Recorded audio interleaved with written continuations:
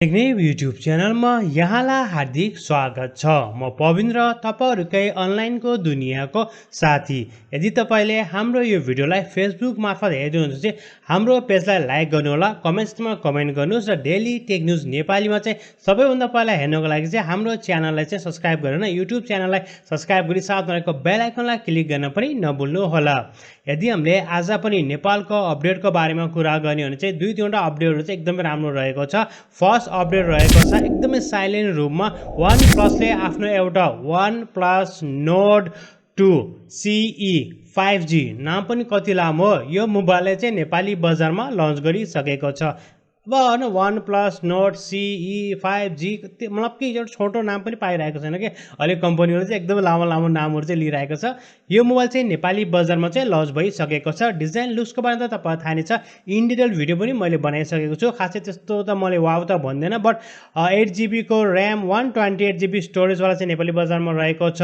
स्न्यापड्रागनको 695 को चाहिँ प्रोसेसर रहेको छ, जसको नेपाली मूल्य चाहिँ 40,000 रुपैयाँ रहेको छ, जुन चाहिँ मलाई चाहिँ महँगो नै लाग्यो। तपाईलाई चाहिँ के कस्तो लाग्यो कमेन्ट सेक्सनमा चाहिँ कमेन्ट गर्न सक्नुहुन्छ। स्न्यापड्रागनको 695 को चाहिँ प्रोसेसर रहेको छ र 8GB र 128GB को स्टोरेज रहेको छ। क्यामेरा पनि त्यस्तो खासै केही पनि छैन, रेगुलर क्यामेरा छ, रेगुलर डिजाइन रहेको छ र 40,000 रुपैयाँ चाहिँ प्राइस रहेको छ। सो तपाईको मनको कुरा हाम्रो कमेन्ट सेक्सनमा।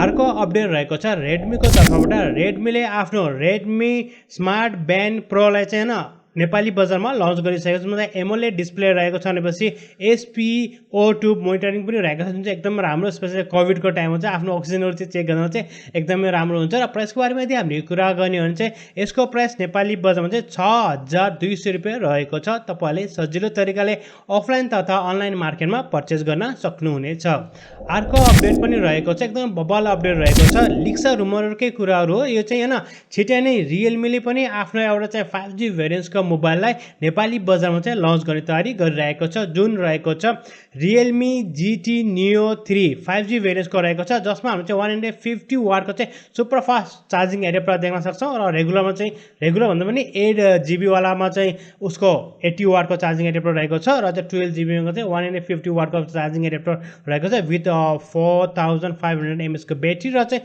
अर्कोमा हामीले चाहिँ 5000 mAh को ब्याट्री देख्छौं। यो मोबाइल कुन चाहिँ भेरिएन्ट चाहिँ नेपालीमा लन्च हुन्छ, बट यो पनि छिटै नेपाली बजारमा चाहिँ लन्च हुने तयारी गरिरहेको छ। नेक्स्ट मन्थ सायद हामीले मोबाइल देख्न सक्छौं। प्राइसको बारेमा यदि हामीले कुरा गर्ने चाहिँ अन्डर 60,000 रुपैयाँसम्म लन्च हुन्छ भन्ने कुरा पनि आएको छ।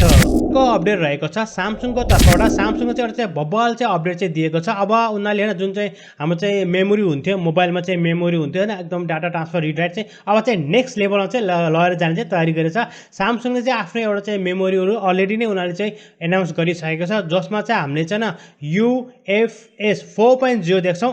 भनेपछि हामी जुन चाहिँ 3.1 थियो नि त्यो भन्दा चाहिँ डबल छ के, 2x टाइम चाहिँ फास्ट परफर्मेन्स गरिरहेको छ। डाटा रिड र राइट चाहिँ एकदमै बब्बल फास्ट हुन्छ।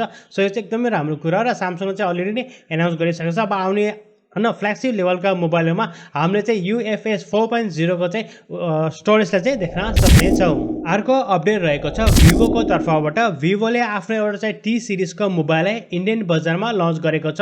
दुईवटा भेरिएन्ट्समा अवेलेबल रहेको छ।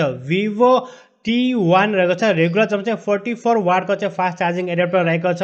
स्न्यापड्रागनको प्रोसेसर रहेको छ, एकदमै राम्रो मोबाइल रहेको छ। अन्डर मतलब 15,000 भन्ने हुन्छ, 14,000 केहीमा चाहिँ इन्डियन बजारमा चाहिँ लन्च गरेको छ। अब नेपालमा यदि यो लन्च भयो भने चाहिँ 22,000 रुपैयाँमा लन्च हुने चाहिँ सम्भावना रहेको छ। यसैको चाहिँ प्रो भेरिएन्ट रहेको छ, T1 Pro 5G भेरिएन्टको रहेको छ। यो पनि एकदमै राम्रो चाहिँ मोबाइल रहेको छ, जसमा तपाईले 90 हर्ट्ज को चाहिँ एमोलेड डिस्प्ले देख्न सक्नुहुन्छ। स्न्यापड्रागनको 778G को चाहिँ प्रोसेसर रहेको छ, 64 मेगापिक्सलको चाहिँ क्यामेरा रहेको छ। सो यसको पनि प्राइस हुन्छ। अब इन्डियामा चाहिँ राम्रो छ, हेरौँ चाहिँ नेपाली बजारमा चाहिँ कहिले र के कति प्राइसमा चाहिँ लन्च गर्छन्।